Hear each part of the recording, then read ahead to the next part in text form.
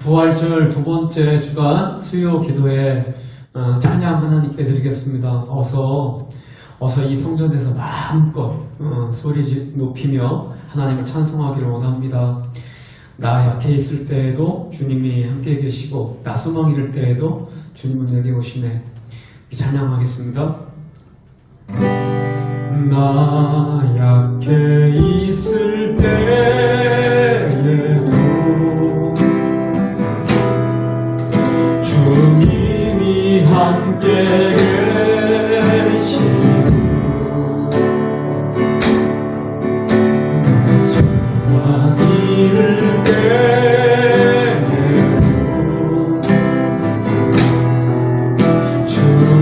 주님은 내게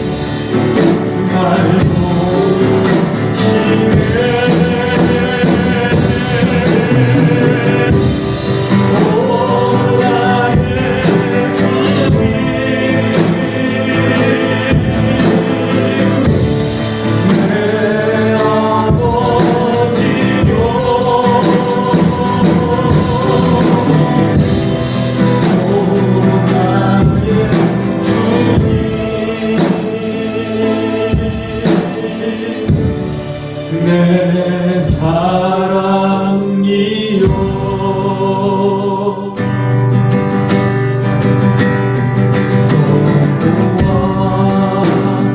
나의 목자 내게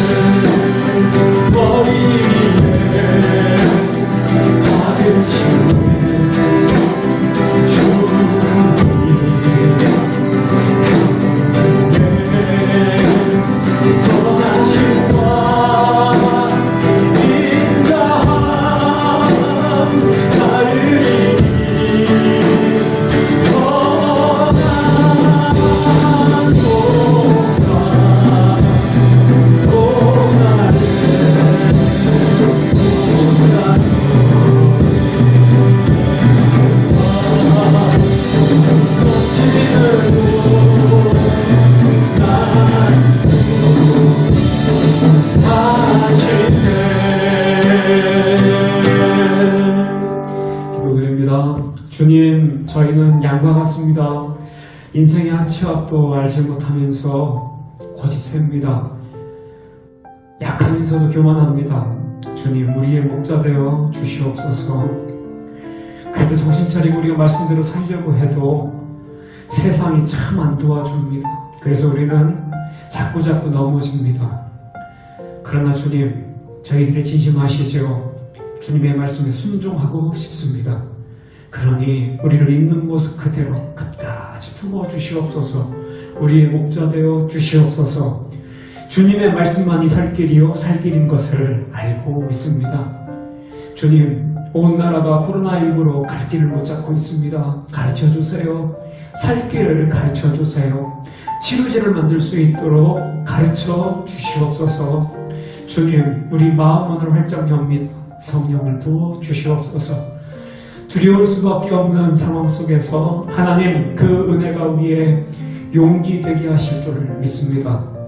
주님, 무릎을 꿇고 주저앉고 절망할 수밖에 없는 가운데서도 주의 은혜를 의지할 때 우리가 희망할 수 있음을 믿습니다.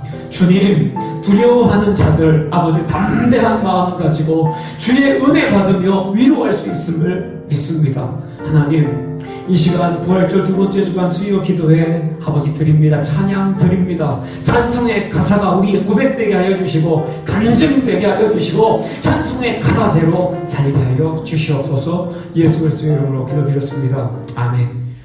하나님께 마음 문을 활짝 들어 올리십시오. 찬양하겠습니다. 문들아 머리 들어라.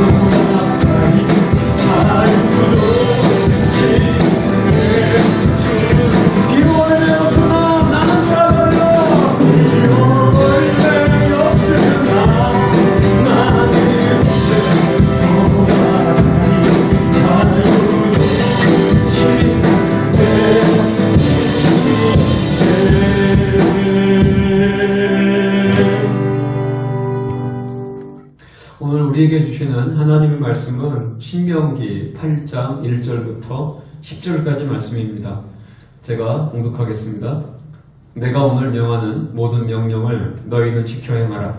그리하면 너희가 살고 번성하고 여호와께서 너희의 조상들에게 맹세하신 땅에 들어가서 그것을 차지하리라. 내 하나님 여호와께서 이 40년 동안에 내게 광야길을 걷게 하신 것을 기억하라. 이는 너를 낮추시며 너를 시험하사 네 마음이 어떠한지 그 명령을 지키는지 지키지 않는지 알려 하심이라. 너를 낮추시며 너를 줄이게 하시며 또 너도 알지 못하며 네 조상들도 알지 못하던 만나를 내게 먹이신 것은 사람이 떡으로만 사는 것이 아니요 여호와의 입에서 나오는 모든 말씀으로 사는 줄을 네가 알게 하려 하심이니라. 이 40년 동안에 내 의복이 헤어지지 아니하였고 내 발이 부르트지 아니하였느니라. 너는 사람이 그 아들을 징계함같이 내 하나님 여호와께서 너를 징계하시는 줄 마음에 생각하고 내 하나님 여호와의 명령을 지켜 그의 길을 따라가며 그를 경외할지니라. 내 하나님 여호와께서 너를 아름다운 땅에 이르게 하시나니 그곳은 불적이든지 산지든지 시내와 분천과 샘이 흐르고 밀과 보리의 소산지요 포도와 무화과와 석류와 감람나무와 꿀의 소산지라. 네가 먹을 것에 모자람이 없고 내게 아무 부족함이 없는 땅이며 그 땅의 돌은 철이요 산에서는 동을 캘 것이라. 네가 먹어서 배부르고 내 하나님 여호와께서 옥토를 내게 주셨으므로 말미암아 그를 찬송하리라. 아멘. 하나님께서 이스라엘을 광야길로 가게 하십니다. 이 광야길은 가난한 길이고 고난의 길입니다. 거기선 아무것도 할 수 없습니다. 거기는 아무것도 없어요. 낮에는 떼약볕이 내려지고 밤에는 춥습니다. 거기선 그늘도 없습니다. 거기선 바람을 피할 그늘막이도 없습니다. 바람막이도 없습니다. 근데 하나님께서 그 광야길, 사실 호렙산에서 가데스 바네아까지는 10하루면 갈 수 있다고 합니다. 그런데 하나님께서는 오늘 본문에 나와 있지만 40년 동안 그 길을 가게 하셨습니다. 하나님은 왜 이스라엘에게 광야길을 걷게 하셨을까요? 그 고난의 40년을 살게 하셨을까요? 하나님의 뜻이 있습니다. 오늘 신명기 말씀에서 왜 그 길을 걸어가게 하셨는가? 왜 그 고난을 당하게 하셨는가? 라고 이스라엘이 묻는다면 하나님은 이렇게 물으실 겁니다. 이렇게 대답하실 겁니다. 너희들의 노예 근성을 고쳐주려고. 노예 근성을 버리고 진짜 그 땅의 주인으로 우뚝 서게 하기 위하여 라고 하나님은 대답하실 겁니다. 이스라엘의 노예 근성이 지독했어요. 그 노예 근성이라는 것이 무엇이냐면 오직 먹고 사는 것이 고민인 삶. 먹고 살기 위해서 무엇이든 할 수 있고요. 먹고 사는 것이 해결되면 그냥 그걸로 만족하는 삶. 그게 하나님이 보시는 노예 근성입니다. 조금만 줄이고 목마르면 불평과 원망을 합니다. 그리고 거역이 폭발합니다. 또 먹고 살만하면 그냥 아무래도 좋은 거예요. 그 다음은 그냥 기대조차 하지 않는 겁니다. 오늘 3절 말씀에 나와 있잖아요. 오직 떡으로만 사는 삶.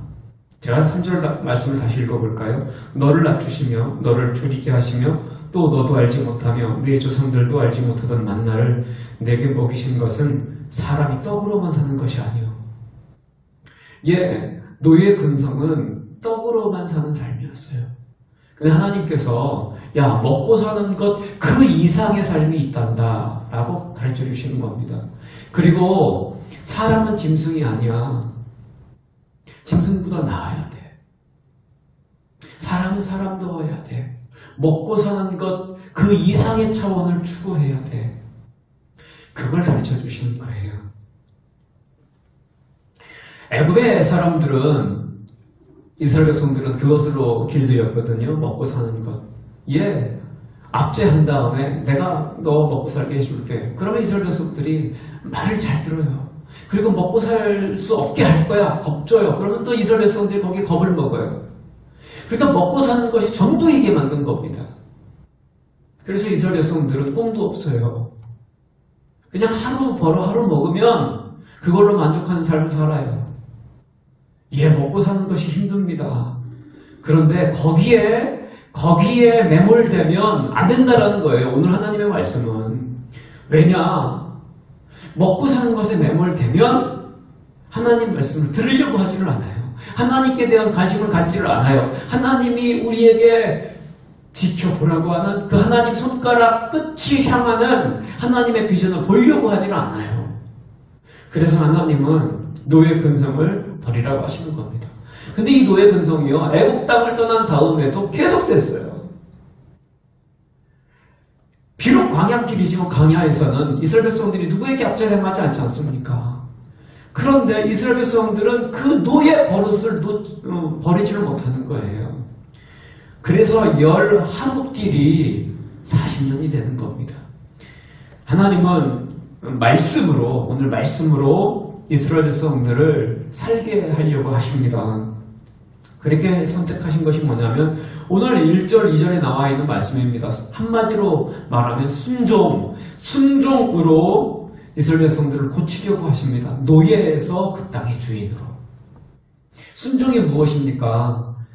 자유의 선택입니다. 하나님 말씀에서 순종하라고 하니까 무조건 순종, 덮어놓고 순종, 이렇게 우리가 오해하기 쉬운데 아니에요. 순종은 하나님이 우리에게 자유를 주시고요, 그 주신 자유 안에서 선택하라고 하는 거예요. 그러니까 우리는 순종할 수도 있고 불순종할 수도 있어요. 근데 그 순종을 내가 선택하는 거예요.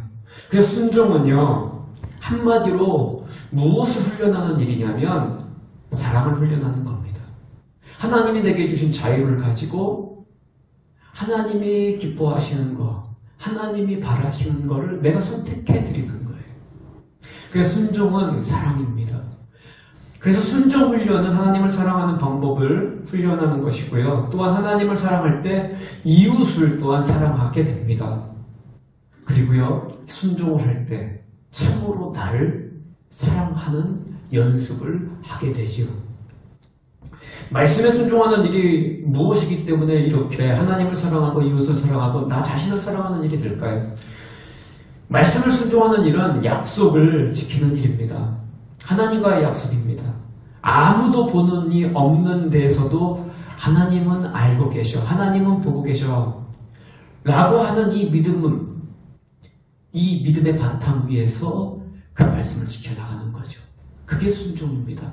그래서 순종하면요, 내 자신 앞에 진실해집니다. 아무도 보는 이 앞에서도 그 약속을 지키니 내가 누구보다 나 자신에게 떳떳해지죠. 진실해진다는 얘기는 스스로를 신뢰하게 된다는 겁니다. 상황 따라, 처지 따라, 이익 따라, 이해관계 따라 내가 달라지지 않는다는 거예요. 그래서 나에 대하여 순종하는 길은 긍지를 갖게 되는 일이 됩니다. 그리고 그 긍지를 갖게 되면, 이제 나에 대해서 긍지를 갖게 되면 내가 제3자로서, 목격자로서 처하게 되는 다른 일들에 대해서도 나는 진실해지게 됩니다. 그게 무엇인가요? 공의로워진다는 얘기입니다. 정의로워진다는 얘기입니다.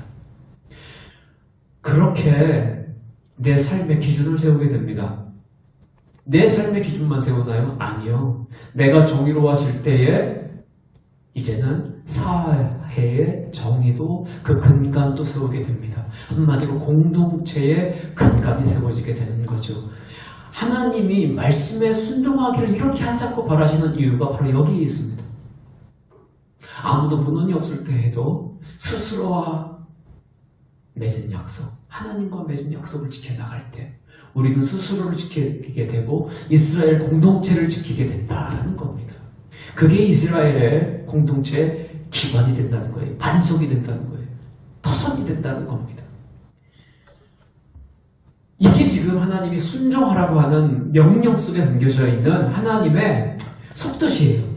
이 말씀을 세우는 일을 하나님은 만나로 보증하셨어요. 이스라엘의 노예 근성은 반칙을 신봉하거든요. 왜 이스라엘의 노예 근성이 반칙을 신봉하느냐? 그러지 않으면 먹고 살 수 없다라고 그들이 믿었거든요. 근데 하나님이 만나로 아니, 겁먹지 마. 먹고 살 수 없다라고 두려워하지 마. 먹고 살 수 있어. 죽지 않아. 그렇게 하나님이 하늘에서 내려주신 것이 만나였어요. 하나님 진실하게 살면 못 먹고 살아요. 남들에게 지기 때문에, 남들에게 당하기 때문에 내 먹을거리를 빼앗길 수밖에 없어요. 이스라엘은 계속 그렇게 살아왔거든요. 근데 하나님께서 새벽마다 만나를 내려주시며 아니, 내가 먹여 살려줄게. 진실하게 살아도 먹고 살 수 있어. 약속 지켜서 먹고 살 수 있어. 진실하게 살아도, 신실하게 살아도, 정의로 와도, 사랑하며 살아도 먹고 살 수 있어. 왜냐? 내가 먹여 살려줘. 내가 봐봐, 이 만나처럼 내가 너희들에게 은혜를 베풀 거야. 그러니까 너희들은 안심하고 말씀의 길을 따라가. 순종의 길을 따라가. 시편 37편 25절에 의인의 자식은 절대로 결코 걸식하지 않는다라는 말씀이 있습니다. 왜 그렇습니까? 하나님께서 그 의인의 삶, 여호와 하나님을 경외하는 자의 그 자식들을 하나님이 친히 거두어 먹이신다는 겁니다. 은혜가 있으니 순종해라. 내가 도울 테니 너희들은 순종해라. 이게 만나로 여호와, 자 보세요. 여호와 입에서 나오는 모든 말씀으로 사는 줄을 내가 알게 하려 하심이니라. 만나를 통해서 하나님이 3절 말씀으로 보증하시는 겁니다. 자, 그렇게 광야 40년 하나님의 은혜가 이스라엘 백성들과 함께 했어요. 그게 4절 말씀이에요. 이 40년 동안에 내 의복이 헤어지지 아니하였고 내 발이 부르트지 아니하였느니라. 40년 동안 새벽마다 만나가 내렸고 40년 동안 옷이 헤어지지 않았어요. 그렇죠. 광야에서 어떻게 옷을 지어 입을 수 있겠습니까? 발이 부르트지 않았다. 하나님께서 신발도 지켜주셨다는 거죠. 광야 대학은 그렇게 하나님의 은혜를 믿으며 순종을 연습하는 학교였습니다. 이 광야 대학은 이 하나님을 믿음으로 이제 온전히 순종할 때 졸업하게 되는 거죠. 하나님께서 말씀하십니다. 이는 괜한 징계가 아니다. 예, 겉으로 봐서는 분명히 징계입니다. 광야에서 40년을 살다니요. 참, 이건 대단한 고생입니다. 그런데 하나님께서 말씀하세요. 5절 말씀이죠. 같이 읽어보실까요? 너는 사람이 그 아들을 징계함 같이 네 하나님 여호와께서 너를 징계하시는 줄 마음에 생각하고. 하나님의 광야 40년 생활은 다른 징계가 아니었다는 겁니다. 괜한 징계가 아니었다는 겁니다. 아버지가 아들을 징계함 같이 하신 일이었다는 거예요. 왜 아버지가 아들을 징계합니까? 가르쳐 주인 노릇하게 하시려고. 아버지의 그 기업을 이 아들이 물려받아야 될 거 아닙니까? 아들이 이제 주인이 되어야 될 거 아닙니까? 그러려면 주인이 될 만한 자격, 주인이 될 만한 실력을 갖춰야 될 거 아니겠습니까? 그것을 위해서 아버지는 징계하며 가르치셨던 거죠. 하나님께서 이스라엘을 징계하셨던 이유가 가나안 땅에 진짜 주인다울 수 있도록 그렇게 광야 40년을 살게 하셨다는 겁니다. 주인다울 수 있도록. 하나님께서 이렇게 순종할 때 놀라운 복을 주십니다. 그 말씀이 9절 말씀이죠. 내가 먹을 것에 모자람이 없고 내게 아무 부족함이 없는 땅이며 그 땅의 돌은 철이요 산에서는 동을 캘 것이라. 이 가나안 땅이 어떤 땅이냐면 노예들은 먹고 사는 게 언제나 걱정이지만 가나안 땅에 들어가서 주인이 될 때 하나님이 이스라엘 백성들에게 허락하신 축복이 어떤 축복입니까? 먼저 그 땅은요, 참 어디든지 골짜기든지 산지든지 샘이 터져 있어요. 샘이 있어요. 그러니까 목마르지 않아요. 샘이 있다는 얘기가 단순히 또 목마름을 해결하는 것만으로 그치지 않습니다. 샘이 있는 곳에는 우물이 있죠. 그리고 우물이 있는 곳에는 뭐가 있어요? 마을이 조성됩니다. 그러니까 거기서 정착하고 사는 거예요. 이제 광야에서 방황하는 것처럼 떠도는 삶이 아니라 가나안 땅에서 너희들이 마을을 이루고 살게 될 거야. 정착하고 살게 될 거야. 또 무엇이 있어요? 거기에는 8절 말씀이요. 밀과 보리의 소산지, 포도와 무화과와 석류와 감람나무와 꿀의 소산지라는 거예요. 곡식과 열매가 맺힌다는 겁니다. 그래서 어떻게 해요? 창고를 지어서 쌓아놓고 풍요롭게 산다는 거예요. 전 여기서 꿀의 소산지라는 말씀이 더 달콤하게 다가와요. 그냥 배고픔을 면하는 그런 곡식, 열매 정도를 먹는 게 아니라 꿀을 먹게 될 거예요. 맛 좋은 꿀을 먹게 될 거예요. 예, 그냥 겨우 굶주림을 면하는 게 아니라 진수성찬을 누리게 될 거다라고 하는 말씀입니다. 그러면서요, 또 그 축복이 여기서 끝이질 않아요. 여기 9절 말씀에 제가 읽었지만 땅의 돌은 철이요 산에서는 동을 캘 것이요. 지하 자원입니다. 한마디로. 이게 그냥 지하 자원만 그치는 게 아니고요. 구리를 가졌다는 얘기는 이제 뭐예요? 그걸 가지고 이제 산업을 일으킬 수 있어요. 철을 가졌다는 얘기는요. 그 당시가 청동기 사회거든요. 근데 철을 가졌다라고 하는 얘기는 이제 어떻게 해요? 이스라엘이 모든 산업과 문화 그리고 군사에 이르기까지 온 세계를 선동하게 될 거라는 거예요. 그러니까 단순히 이스라엘이 가나안 땅의 주인이 된다는 것은 먹고 사는 거를 겨우 면하는 정도가 아니고요. 온 열방 가운데 반짝반짝 빛나는 민족이 되게 하실 거라는 거예요. 그것을 하게 하시기 위해서 하나님께서 광야 40년 그 길을 걸어가게 하셨다. 더 이상 노예같이 살지 말고 땅의 어떤 주인으로 우뚝 서라. 그것뿐인가요? 사실은 가나안 땅의 주인으로서 받는 축복은 이것도 사실은 본보기일 뿐입니다. 맛보기일 뿐입니다. 하나님은 이스라엘 백성들을 이렇게 복 주셔서 모든 민족이 주목할 만한 민족이 되게 하게끔 하세요. 그 이유는 뭐냐면 이스라엘 왕같은 제사장 나라로 세우고자 하시거든요. 야, 어떻게 하면 이스라엘처럼 저렇게 복을 받을 수 있을까? 어떻게 이스라엘처럼 저렇게 두각을 나타낼 수 있을까? 그 비결이 뭘까? 저들이 하나님의 백성이기 때문이다. 하나님의 백성이기에 저들은 말씀에 순종하더라. 저들은 진실하더라. 저들은 사랑하더라. 저들은 영광을 알더라. 자, 그렇다면 우리도 하나님의 백성이 되자. 우리도 그 말씀의 길을 따라가자. 우리도 저들을 따라 순종의 길을 따라가자. 하나님의 백성이 되자.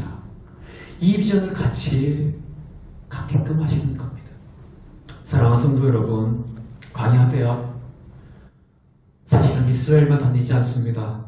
저도 다니고 있고요. 우리 성도님들도 다니고 있는 줄 믿습니다. 고난의 대학을 우리도 다니고 있는 줄 믿습니다. 우리는 때로 고난당할 때 이게 왜 나한테 왔는가? 그리고 이게 언제까지 계속될 건가? 하나님은 어디 계시는가 도대체? 우리는 그런 질문을 하게 됩니다. 아닙니다. 하나님께서 고난당하고 있는 그 현장 가운데 우리와 함께 하시는 줄 믿습니다. 그 선하시고 옳고도 아름다우신 뜻으로 우리를 인생의 주인으로 지금 빚어가고 계시는 줄 믿습니다. 가장 완전한 사랑으로 하나님께서 완성시키시고 계시는 주인 줄 믿습니다. 그러니 이 광야대학 이스라엘 백성들과 똑같아요. 저희도 순종해야 졸업하게 되는 줄 믿습니다. 그러니 주님을 사랑하는 마음으로 순종하십시오. 덮어놓고 순종이 아니라 하나님을 사랑하기 위해 순종하겠습니다. 하나님 말씀이 선하시고 옳고도 아름다우시다는 사실, 지금 나는 이해되지 않고 지금 내 눈엔 보이지 않지만 하나님의 진리 되심, 하나님의 창조주 되심, 하나님의 아버지 되심, 하나님의 사랑 되심을 믿고 순종하겠습니다. 그렇게 한 걸음 한 걸음 걸어갈 때 끝내 광야 같은 이 인생길에서 젖과 꿀이 흐르는 가나안 땅으로 우리를 인도하실 줄 믿습니다. 영원한 생명의 나라로, 완전한 평화의 나라로 우리를 인도해 주실 줄 믿습니다. 생명의 멸류관 씌워주시며 그 하나님의 나라 통째로 우리에게 주인 삼게 하여 주실 줄 믿습니다. 사랑하는 성도 여러분, 순종에 성공하시는 남은 3일간 되시기를 주님의 이름으로 축원을 드립니다. 순종하면 주님 안에 거하는 겁니다. 순종할 때 하나님께서 그 순종의 현장에 임하십니다. 순종보다 하나님을 더 기쁘게 해드리는 건 없으니까요. 우리 주 안에 있는 나에게 딴 근심 있으랴 하나님께 찬양 드리겠습니다.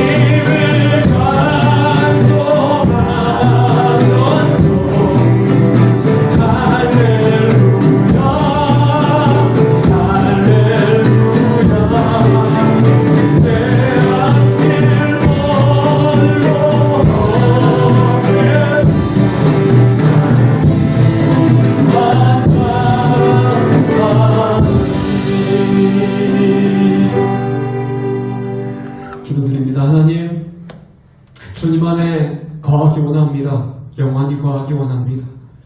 언제 어디서든지 주님 품에 있기 원합니다. 주님 순종하겠습니다. 주님의 말씀을 기억하겠습니다.